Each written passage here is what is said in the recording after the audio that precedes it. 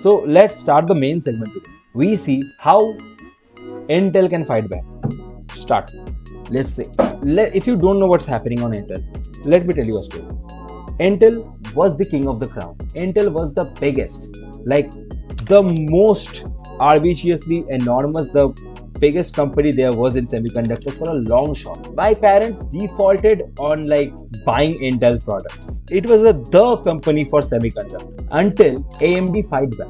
Finally, a lot of you might not have heard about AMD in the first time.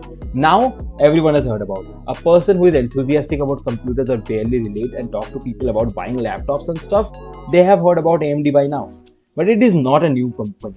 In no stretch of the imagination is this a new company. This company has been there since the dawn of semiconductors, alongside Intel.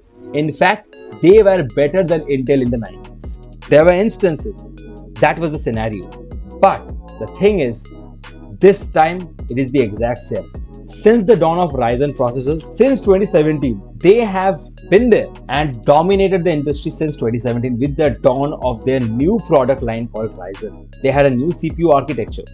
We'll talk about over and over the rise of AMD and the fall of Intel. This really got hit because Intel was sitting in a crown and they never tried to innovate because there was no competition around them. They stopped innovating, just like Apple. They are so good at their products that they don't care if they make a new product better than the previous one. Barely little better, and they sold it. So basically the 4th gen Intel, the 5th gen Intel, 6th gen Intel, 7th gen Intel, they are kind of same. They don't have significant bumps. But when Ryzen came and punched Intel at the gut of gaming, they really showed that they meant business and they really performed well. They outperformed Intel. This was crazy. It really gave Intel what they needed and they needed a change. So that's why they hired the Pat Gelsinger in 2020. Pat Gelsinger. He was the CEO of Intel. Now he was recently dethroned because the company was doing atrociously poorer than what it was intended. They were already in a slippery slope, and that's why Pat Gelsinger was there. Now, in no way he was a bad CEO. He was the CEO of VMware. If you don't know, it's a tech company. He was finally getting at the helm of Intel, and he promised he would fix Intel. He would give what the people want. But their whole economy is based on these tech companies, and these tech companies needs a foundry, a semiconductor foundry. So they gave Intel, $7.86 billion was given for free. Not a free. Basically, it was a contract, but it was given to a private company to build a semiconductor manufacturing company that could compete with TSMC, the Taiwan Semiconductor. 我在北京。 They did horribly. It's still not completely done. It's lackluster compared to the competition, and Intel was making more horrible chips. Unfortunately, he had to quit. Someone had to come and save Intel. And I think they might save it. So we will see this video done by the Wall Street Journal about the new CEO of Intel who will be taking the helms after Pat Gelsinger. Let's see. Outside means you have the standard inside. Intel is struggling. Look at the yellow bars on this chart. That's the company's cash flow.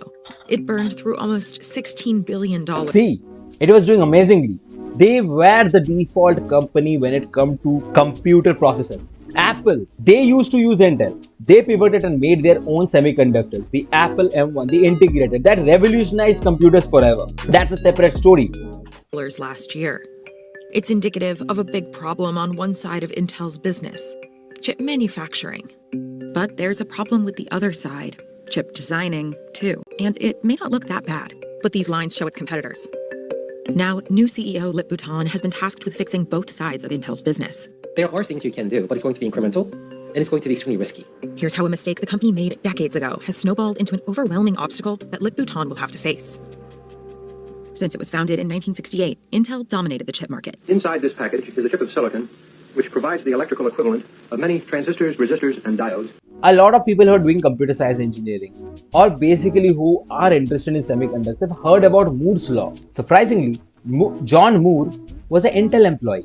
Intel was the pioneers of semiconductor company. They are the OGs. They are there. Yeah, Moore's law. TSMC. He was the co-founder and MS chairman of Intel Corporation. Basically, they had a technological monopoly. There were a few other competitors. The company churned out industry standard after industry standard of CPUs, or central processing units. They're essentially the brains of a computer. Now anyone can have all the brain power they want. Just look for a PC with an Intel processor inside. By 1992, it became the world's largest chip maker by revenue, according to the company. By 1997, its chips served as the brains of 84% of the world. 84% market share. That's huge. That's massive. And you know what else is massive? And from there, they are like basically at the helm of bankruptcy. Computers, and in Not bankruptcy, but yeah, it's scary. They might go bankrupt. If this continues, they will get bankrupt. They were planning to be a $500 billion company, but now they're only mere 70 billion. They have really shrunk. They are not as big as their competitors. Yeah, they're still big in terms of size. So Nvidia, look at Nvidia. They are a competitor to Intel. But it's like smoke shows in terms of the other ones. 2000, the stock hit an all-time high. Intel was the king of chips. But while the company was riding high, the rest of the industry was making a change. By the 2010s, it had split. Most companies specialized in either designing chips, like AMD or NVIDIA, or manufacturing chips, like TSMC. That shift happened for two main reasons. One is that as the manufacturing technology became increasingly sophisticated, needed to support that, to cut things that small, was costing $1-2 billion easily. Silicon This chips. meant that foreign manufacturers Yeah, like silicon. TSMC were I'm able to talking about produce silicon chips chips, cheaper and faster, with low-cost labor and fewer regulations. The second reason, Intel's development slowed down. Before, Intel was unquestionably number one, the power of their chips. So they were making things around 14 nanometers.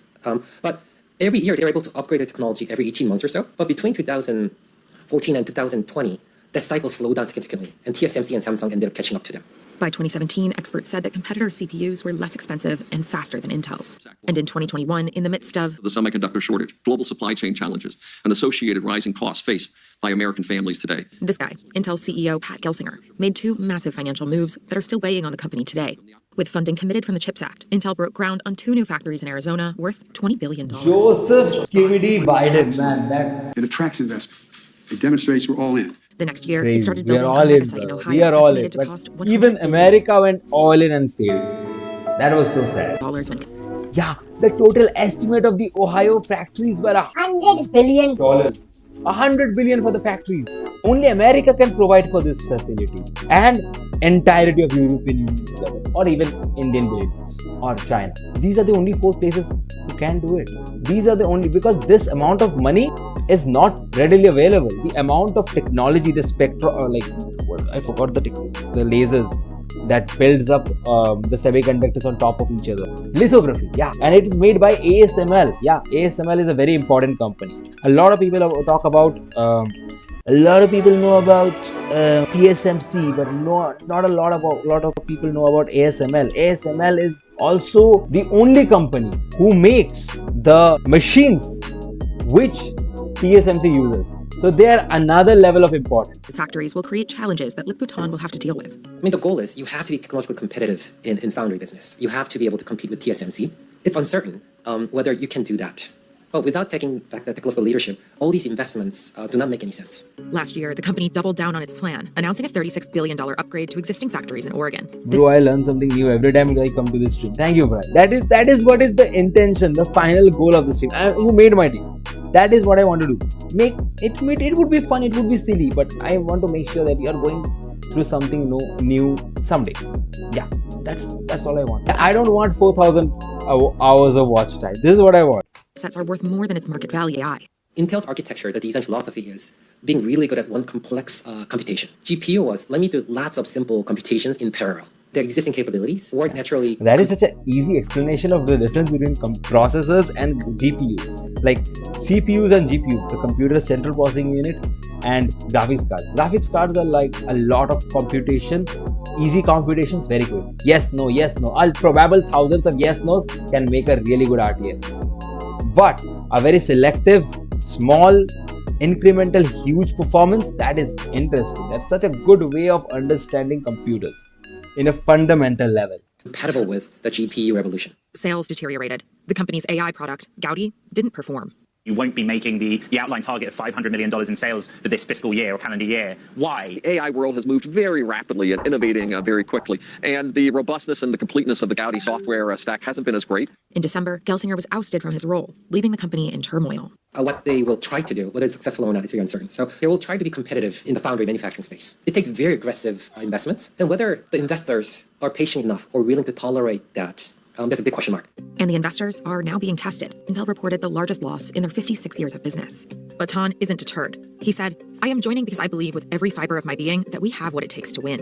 Let's not sort of underestimate the success of Intel so far. I mean, let's remember, Apple almost went bankrupt. But whether they will stage a successful turnaround, anybody who says that with conviction, I'm a little bit skeptical. Yeah, that is amazing. That is an amazing way to put it. Just because they're struggling right now doesn't mean they're dead forever. And that's it. They have chance to make it right.